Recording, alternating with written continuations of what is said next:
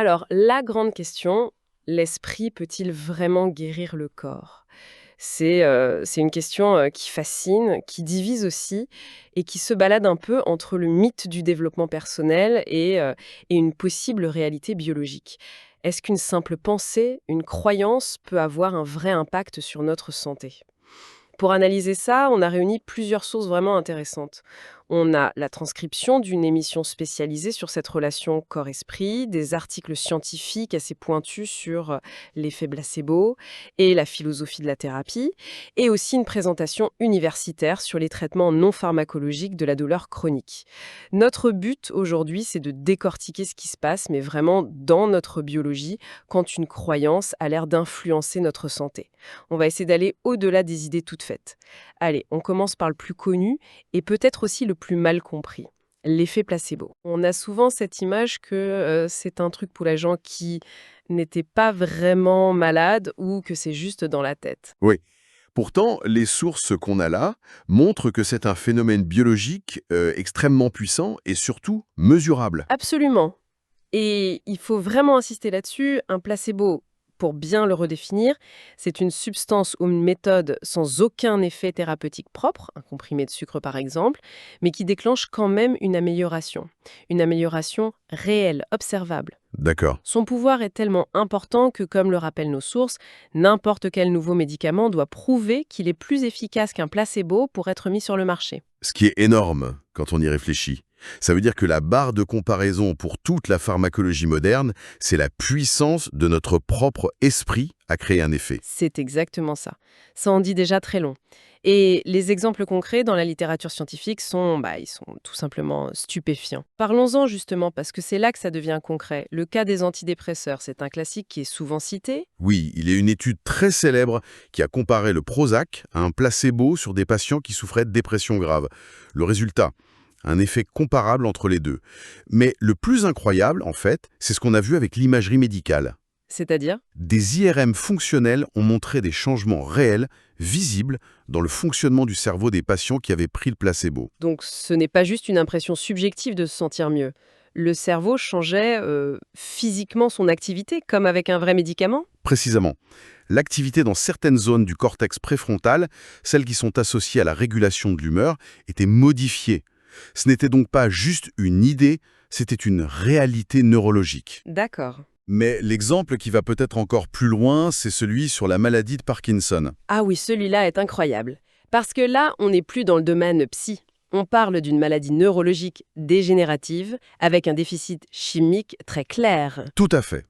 Dans cette étude, des patients atteints de Parkinson, dont la maladie vient d'un manque de dopamine, ont reçu une injection. Une simple solution saline, en fait, en leur faisant croire qu'il s'agissait de dopamine. Attendez là, donc le simple fait de croire qu'ils allaient recevoir un traitement, Oui, ça poussait leur cerveau à produire littéralement le neurotransmetteur qui leur manque. exactement. C'est là, ce n'est plus psychologique, c'est une usine chimique interne qui se met en marche sur ordre de la pensée. C'est une excellente image. C'est exactement ce qui s'est produit. Les scanners cérébraux ont montré que leur cerveau s'est mis à libérer de la dopamine endogène, c'est-à-dire sa propre dopamine. Incroyable. Une simple croyance, l'attente d'un effet, a déclenché la production d'un neurotransmetteur. Là, on voit très concrètement comment l'esprit peut en quelque sorte donner des ordres à la chimie du corps. Et ça marche aussi dans l'autre sens, de manière assez effrayante, avec ce qu'on appelle l'effet nocebo, quand une croyance négative a un impact physique. Oui, et c'est peut-être encore plus parlant. Il y a une étude qui serait éthiquement très discutable aujourd'hui, qui a été menée sur des patients atteints de cancer. On leur a donné une substance inactive, un sirop, en leur décrivant en détail tous les effets secondaires d'une chimiothérapie. Nausées, vomissements, perte de cheveux. J'imagine la suite. Les résultats sont justes. Effrayants. Plus de 30% des patients ont réellement perdu leurs cheveux. Ah oui? Plus de la moitié ont eu des nausées intenses. Uniquement par la suggestion, par la croyance. C'est terrifiant. Le simple fait d'entendre une description négative a provoqué des symptômes physiques aussi forts. Ça montre bien que les mots, les croyances, ce ne sont pas juste des idées en l'air. Elles ont un pouvoir physique direct. Mais alors, quel est le mécanisme?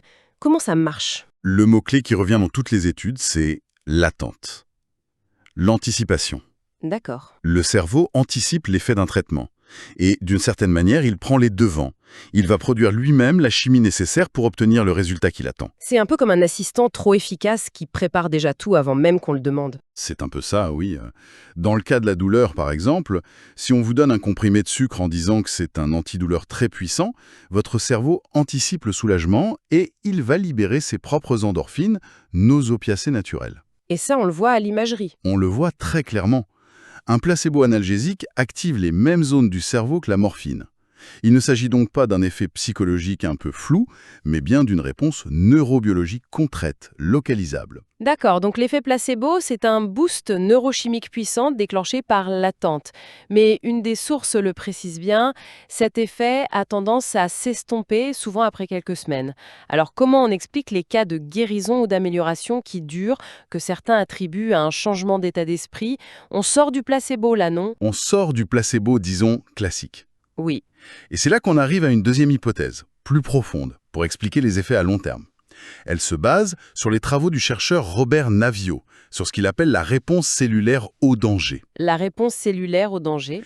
L'idée de base, c'est que notre corps est programmé pour guérir. C'est son réglage par défaut, en quelque sorte. On se coupe, ça cicatrise, on attrape un rhume, le corps se bat et guérit. C'est automatique. Précisément. Naviaux appelle ça le cycle de guérison. Mais, et c'est le cœur de sa théorie, dans beaucoup de maladies chroniques, ce cycle est bloqué. Il n'arrive pas à se terminer. Les cellules restent en permanence en mode menace détectée. Un peu comme une alarme incendie qui resterait bloquée et sonnerait en permanence même si le feu est éteint depuis longtemps. L'image est parfaite, c'est exactement ça. Les cellules envoient constamment des signaux de danger au cerveau, au système immunitaire, ce qui maintient une inflammation chronique, une tension, et ça empêche le corps de passer à la phase de réparation. Le corps est coincé en mode alerte maximale.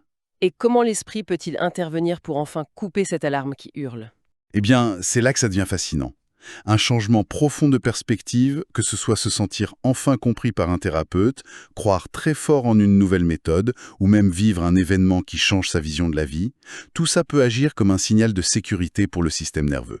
C'est comme si d'un coup, quelqu'un arrivait et disait « Ok, la menace est partie, on peut baisser la garde ». Fin de l'alerte. Donc ce n'est pas juste une petite pensée positive, c'est quelque chose de plus, viscéral, qui convainc le système nerveux que le danger est vraiment écarté. Tout à fait.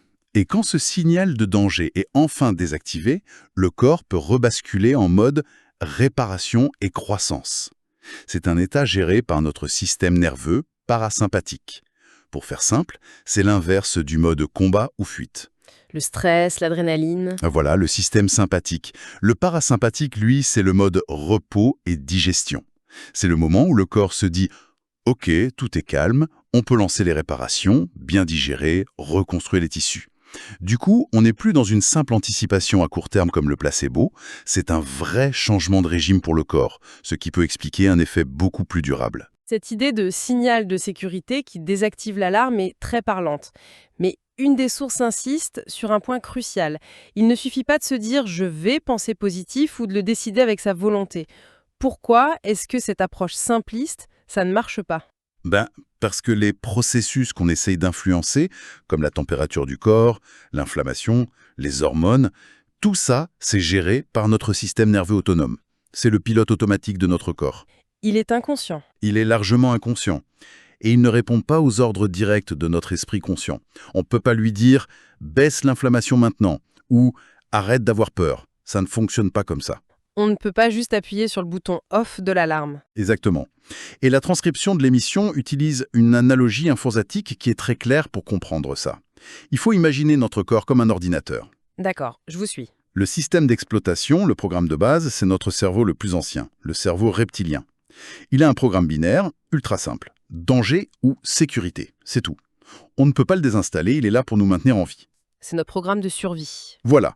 Et par-dessus ce système, on a installé toute notre vie des logiciels. Ces logiciels, ce sont nos croyances, nos apprentissages, nos interprétations du monde, souvent acquis depuis l'enfance sans qu'on s'en rende compte. Et c'est ce logiciel qui analyse tout ce qui se passe et qui dit au système d'exploitation s'il doit crier « danger » ou rester calme en mode « sécurité ». Donc si je comprends bien, la clé n'est pas de hurler « sécurité » au système d'exploitation, ce qui serait inutile, mais plutôt de mettre à jour les logiciels qui interprètent les situations comme dangereuses alors qu'elles ne le sont pas forcément. C'est précisément ça. Si vous avez un logiciel qui interprète chaque critique comme une menace de mort ou chaque douleur comme le signe d'une catastrophe, il va sans arrêt déclencher l'alarme danger. Le travail, c'est donc d'agir sur ces déclencheurs automatiques. Ça passe par une prise de conscience de nos filtres, de nos croyances, non pas pour les juger, mais pour réaliser qu'ils ne sont qu'une interprétation possible de la réalité.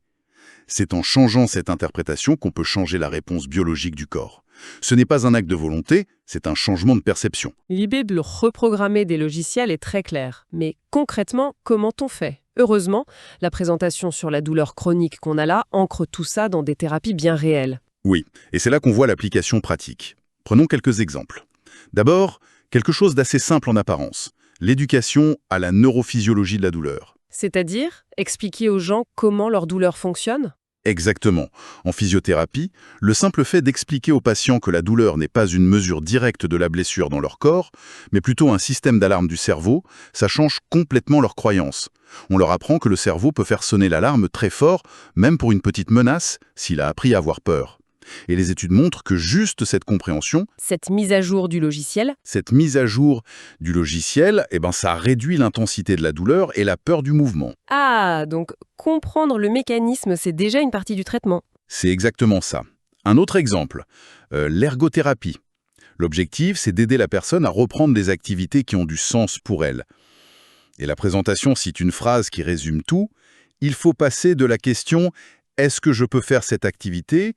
à « Comment puis-je faire cette activité sans augmenter ma douleur ?» C'est un changement fondamental de croyance sur ses propres capacités. On passe d'un logiciel « Je suis limité » à un logiciel « Je peux m'adapter ».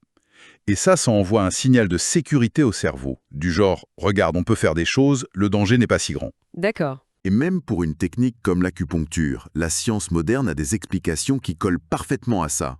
Au-delà de la vision traditionnelle du qui, on observe que la stimulation des points d'acupuncture active des voies nerveuses, module l'activité du système limbique dans le cerveau, le centre des émotions, et déclenche la libération d'endorphines, nos analgésiques naturels. On voit bien l'interaction directe entre le physique, l'émotionnel et la chimie du cerveau.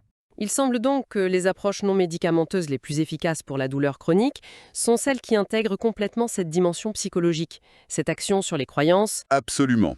Elles incarnent cette vision où le corps et l'esprit sont inséparables. Un état mental de peur affecte la santé physique, et une douleur physique constante affecte le mental. Le traitement, pour être efficace sur le long terme, doit donc s'adresser aux deux en même temps.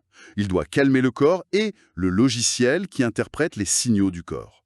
Donc, pour revenir à notre question de départ, l'esprit peut-il guérir le corps? À la lumière de tout ça, la réponse semble être un grand oui, mais d'une manière bien plus subtile, bien plus complexe que ce que les slogans de pensée positive nous disent. C'est le grand enseignement, oui. Il ne s'agit pas d'un acte de volonté, d'une décision de guérir. Il s'agit de notre capacité à influencer indirectement les programmes automatiques et inconscients qui gèrent notre corps. Et le moyen de le faire, c'est de modifier nos croyances profondes et la perception de sécurité de notre cerveau. L'effet placebo en est la preuve la plus rapide, mais le potentiel de changement à long terme, lui, il réside dans cette reprogrammation de nos réponses pour désactiver l'état d'alerte chronique. Et pour finir, une pensée à explorer, tirée d'un des articles, il fait une distinction que je trouve capitale entre la connaissance intellectuelle et l'expérience vécue. On peut savoir intellectuellement que le stress est mauvais, mais ça n'empêche pas notre cœur de s'emballer avant une présentation importante. Les thérapies qui marchent vraiment semblent être celles qui transforment cette connaissance en une nouvelle expérience vécue. Une expérience qui apprend concrètement au corps et au système nerveux une nouvelle façon de réagir. Alors, la question qui reste, c'est comment dans notre propre vie peut-on construire ce pont entre ce qu'on sait dans notre tête et ce qu'on ressent vraiment dans notre corps?